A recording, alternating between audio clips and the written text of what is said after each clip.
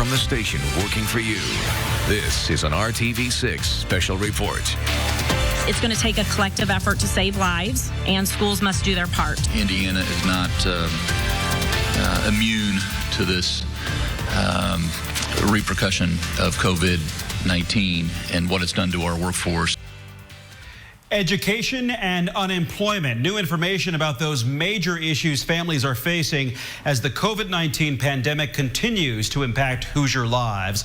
Good evening to you at 11 o'clock. I'm Mark Mullins, bringing you the news from my home. And I'm Amanda Starantino. We'll bring you the developments on those issues shortly. First, the number of reported cases and deaths from COVID-19 continues to grow. The State Department of Health says 78 people have died from the virus in Indiana. More than 3,000 have tested positive.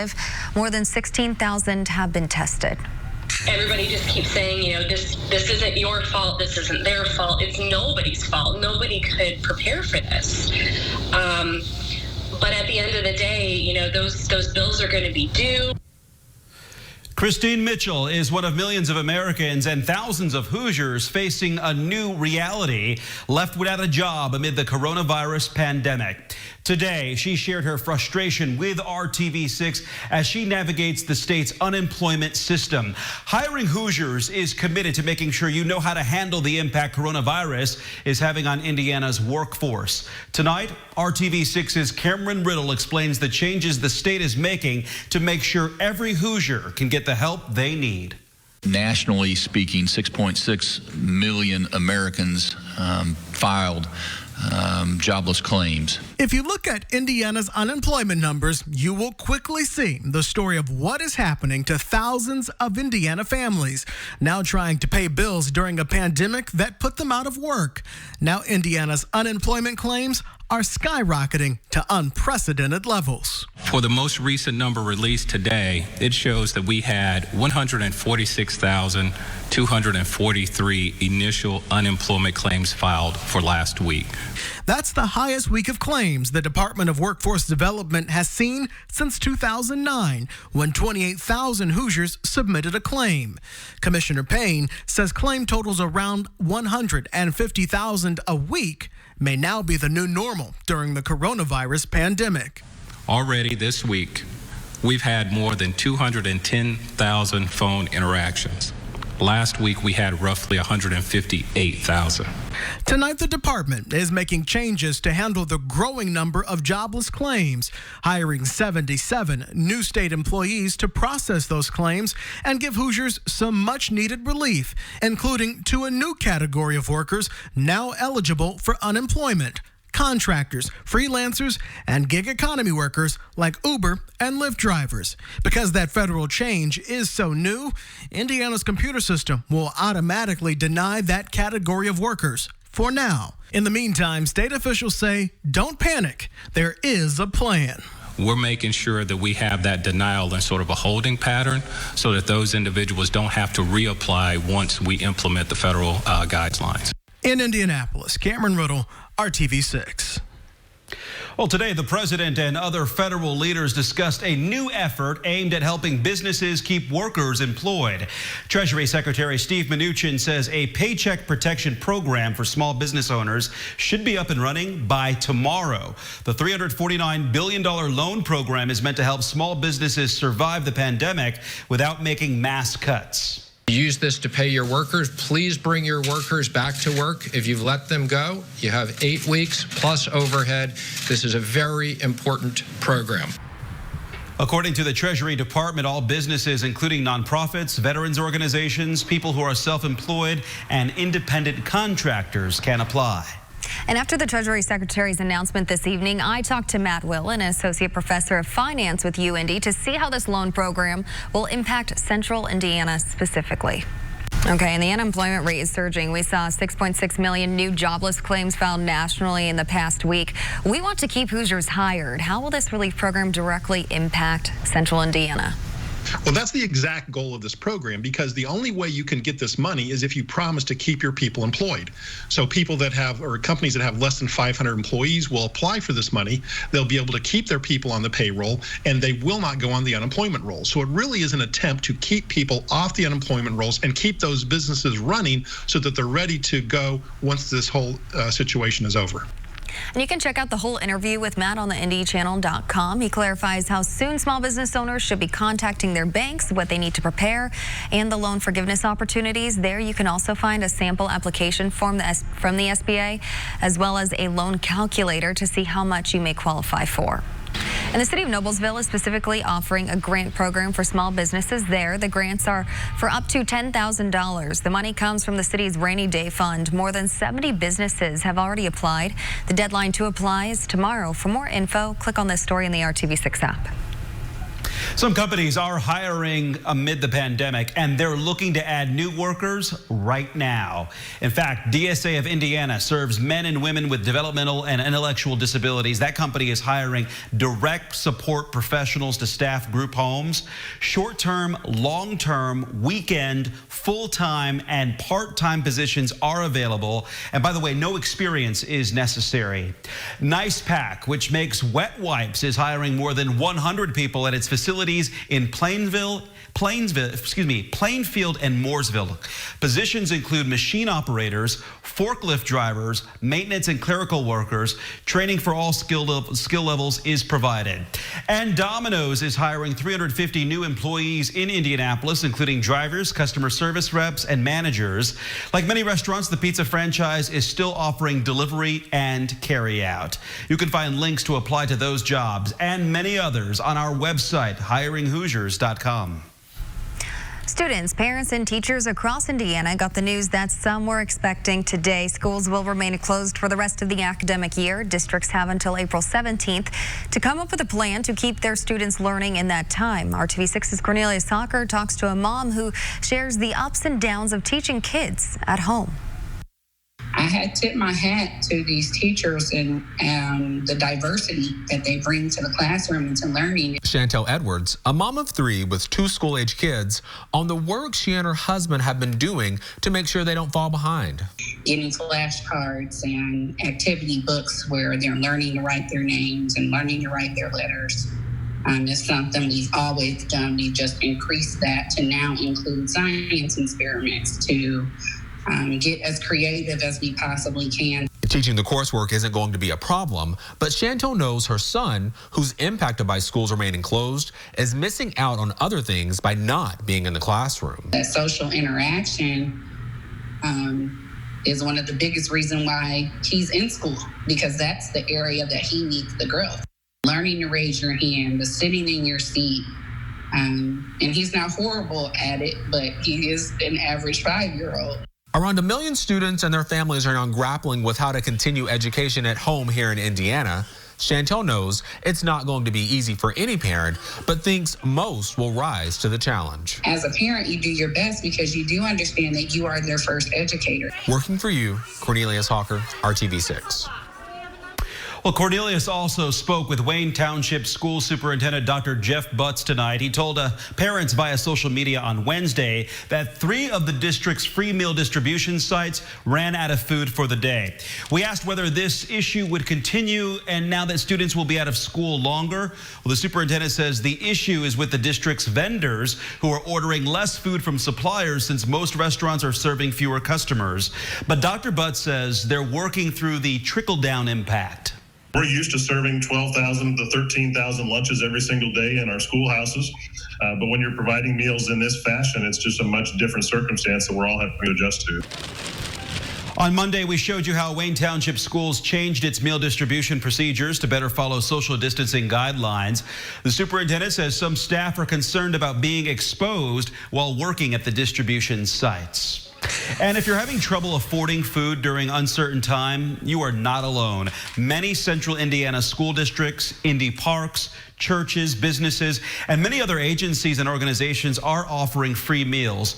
Many food pantries are still also providing services. You can find dates, times, and locations on our website, theindychannel.com.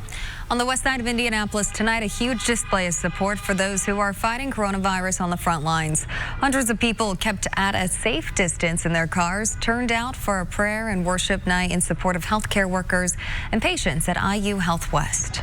We're excited to uplift the doctors and the nurses, the hospital staff, the patients. We just want to let them know that the community is there and we support and we love them, and that we're praying for them and that we're lifting them up. Just knowing that this many people in the community are thinking about us and praying for us and sitting outside the hospital thinking about us is really something pretty incredible for our team to think about. Supporters parked in the hospital's parking lot but watched a live Facebook stream together and tuned into one radio station to hear the same music. We've asked the CDC to take another look at whether or not having more people wear masks will prevent transmission of the disease. Coming up, top health officials are reconsidering their recommendations when it comes to wearing face masks as COVID-19 continues to spread. And as many big box grocery stores face shortages, local businesses want you to know they're still open too.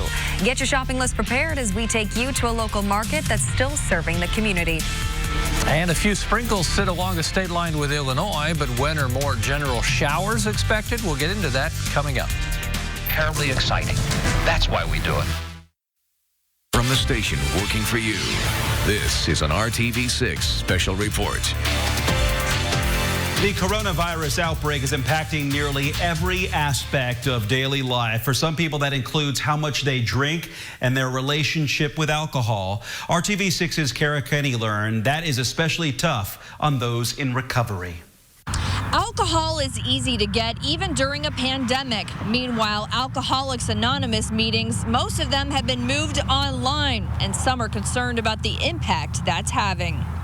Alex has been in recovery for 20 years. We're not showing you his face because he's part of Alcoholics Anonymous.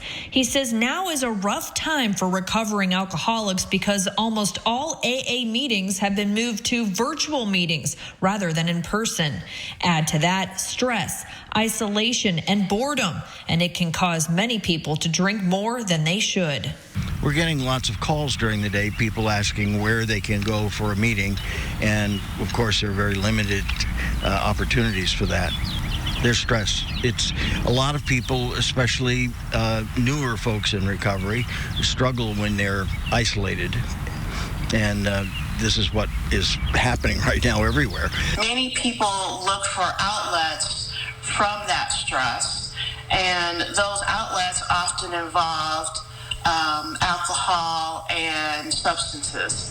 Someone has coined the term quarantini, which is a fun term, but it's not so fun when you struggle with alcoholism or with substance use disorder. Dr. Camille Wright is the Market Medical Director for CareSource, a company that offers Medicaid and Marketplace healthcare plans. She says if you're finding you need alcohol to get through the day, you could have a problem. Another red flag is if friends or family tell you to cut back. The first step is to talk to someone like a healthcare provider, go to an AA meeting, or call a hotline. AA meetings are still happening virtually all over central Indiana. We've included links on how you can find one on the RTV6 app and the IndyChannel.com. Reporting in Indianapolis, Kara Kenny, RTV6. Now to the Storm Team 6 forecast. We're looking ahead to Friday. Kevin, will be another beautiful day like we had today. Please say so. A few more clouds, but we'll still be in the 60s. How about that? We were at 61 today, 66 during the day of Friday. We'll back off a little bit as we go to the weekend because some showers return Saturday. We dry out on Sunday, but pretty much the same temperature. Here's the good news about the rain. We need more time to dry out, and the rain will generally be light. Not expecting a lot in the way of rain. Should be 1/4 of an inch or less in most spots. And you see how we ramp up. Much of the first half of Saturday dry, other than a morning sprinkle or shower. Any heavier rain would come later in the day, and rather than say heavy, I should say more organized, more put together. A few sprinkles over western Indiana and eastern Illinois. The clouds that you saw increase today were at about 20,000 feet or higher, and our humidity is pretty low, so I think the chances of this wetting the streets not very good, but we'll include a couple of sprinkles overnight. 48 in Tipton, 49 in Bloomington, temperatures 52 in Terre Haute. We'll start warmer tomorrow, we'll end warmer. There are the mid to high level clouds I mentioned, and you can see a few of these showers may make it into the Hoosier State overnight and into the morning hours tomorrow. But the story of the day tomorrow, temperatures will be above average once again. Your Friday high temperature 66, more clouds in the morning. Think we'll see a break and start to see more sunshine in the afternoon hours. Temperatures tomorrow from north to south, all in the low 60s to the north. Temperatures along Interstate 70, mid 60s, if not a little bit warmer. Warmest temperatures down to the south, not quite to 70 in most spots. We do have 70s. 3 straight days where temperatures hit 70 or above that I'll unveil here in a second. Saturday, again, as I showed you, the probability of rain increases late afternoon into early evening. 7 a.m. a couple of sprinkles. 1 o'clock in the afternoon, some showers. That goes through 7, and then by 11, starting to push off to the east. 3 different forecast models there all have under 0.2 of an inch of rainfall. Here's kind of a more widespread area, so we all see a little light rainfall, and then temperatures Sunday are at 62, but look what happens Monday, Tuesday, and Wednesday. Low 70s. Of course, it's spring. Comes with spring showers Tuesday and Wednesday. It is spring. All right. Thanks, Kevin, for that. Fresh meat, dairy, and vegetables have been hard to find in grocery stores since the start of the COVID-19 pandemic. A reminder tonight, many local butchers and markets are still open for business. RTV6's Brad Brown takes us to a shop near downtown Indianapolis that's among the very best. Much like most neighborhoods, Fountain Square is pretty quiet these days. But just a few steps from the middle. All right, through Shields. The sidewalk in front of Turketti's is a busy place. We're doing carry-out grocery right now, which is our big primary thing. We're full of a lot of things that the grocery store is out of. We've got ground beef, chicken, eggs, dairy, bread, produce, leafy greens, and then we're doing carry-out hot food as well. They've only been here barely a couple of years, but Turketti's has already become a big name in the Midwest food scene. With a full butcher shop, handmade salami, sausages, bacon, and a dynamite deli, their store is a veritable palace of pork and so much more. But without customers coming inside, Turketti's is bringing the goods curbside. So my wife's mom made us all these masks for us to wear. It's kind of fun. We've got the animals on there and stuff, but then we're wearing gloves. We're not letting anybody inside the store, so all orders have to be placed ahead of time. We have a limit on how many orders we can take per hour just for our safety to make sure we can, pack orders properly. I think we're lucky in an area like Fountain Square to have a lot of really good small businesses that are still trying to stay open. So it's helpful for us who are stuck at home to kind of make things more interesting, but it's also nice to help them out too. It's excellent food. It's all fresh and really good meat, really good cheeses. So it's a great addition to the Fountain Square diversity of food that we have. We have a lot of prepared meals, so my chef and sous chef for the restaurant are in the back in the kitchen right now, and they're making lots of prepared meals, so meatloafs, lasagnas, lots of different style take and bakes, vegetarian style stuff, and it's just all going into the freezer. It takes time for a good salami to cure, and Turketti's will be ready to make it all worth the wait. Working for you, Brad Brown, RTV6. Thanks, Brad. And an Indianapolis agency, a nonprofit group, and beloved sports franchise are working together to help some of our most vulnerable neighbors. The Office of Public Health and Safety and Second Helpings are partnering to provide meals for people experiencing homelessness. The food is being stored in the Pacers refrigeration facilities. Thousands of meals will be provided to those living in unsheltered camps over the next few weeks. Organizers say this service is essential during the COVID-19 crisis because many meal sites have been required to close under social distancing guidelines. People across central Indiana are working together in different ways to help their fellow Hoosiers during this crisis. Here are some of the stories that you've shared with us.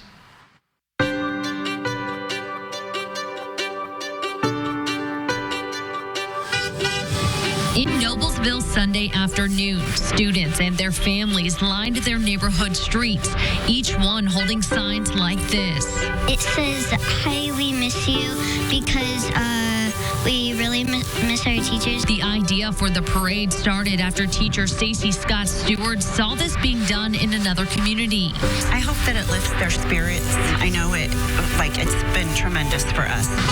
She says not being able to see the students in person has been tough. I can't imagine how hard it is for the kids. I can't imagine because it's that hard for us. Families from North Elementary say Sunday's parade made the students feel loved. But there is one thing the kids are already looking forward to if they get to return to school this year.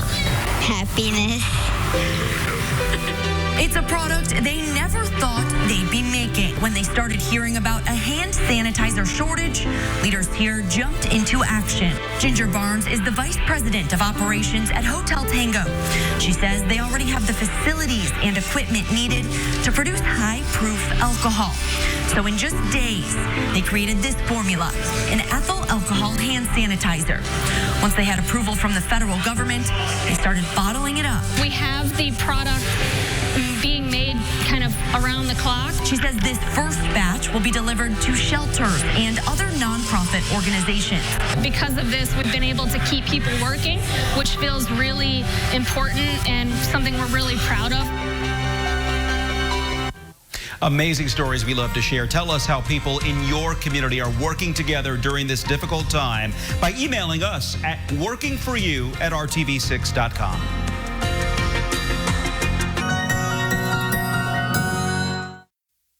From the station working for you, this is an RTV6 special report.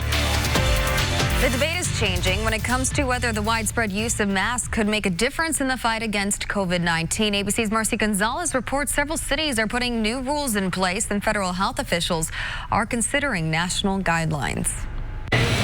An about-face in some cities across the country on the issue of masks, with the CDC still advising the general public against wearing masks unless sick or caring for a sick person. Now leaders in places including Los Angeles are recommending that everyone going out in public cover their faces, not to protect themselves, but to keep asymptomatic people from potentially passing the virus on to others. This can be a scarf, a bandana, or masks that are made out of pieces of fabric. What they do is they can prevent droplets from coming out of our mouths and potentially infecting others. In Laredo, Texas, face coverings are now mandatory. City leaders announcing that anyone going into a public place without using some kind of fabric to shield their mouth and nose could face a fine up to $1,000. And the coronavirus task force is now considering national guidelines. We've asked the CDC to take another look at whether or not having more people wear masks will prevent transmission of the disease. But across the board, officials are highlighting a critical distinction, urging people not to use medical grade masks, especially N95s, which are already in short supply for healthcare workers and first responders who desperately need them. Use a scarf if you want, rather than going out and getting a mask or whatever. But some experts raise concerns about recommending the widespread use of face coverings, saying some people may not understand how to use them properly and stressing masks do not replace the need for physical distancing. Marcy Gonzalez, ABC News, Los Angeles. Fuel are proud supporters of local literacy. The COVID-19 pandemic and the fight against it continues to evolve each day. You can find everything you need to know about the outbreak and its impact anytime on our website, theindychannel.com/coronavirus. Temperatures during the day tomorrow move from the 40s. We start a little warmer into the mid-60s. If your neighbor mowed the lawn today and you think you got to catch up, get yours looking perfect for the weekend, you've got your chance. We'll be dry. Amanda? Thank you, Kevin, and thank you for making RTV6 your choice for news. GMI starts at 4:30 a.m. Good night.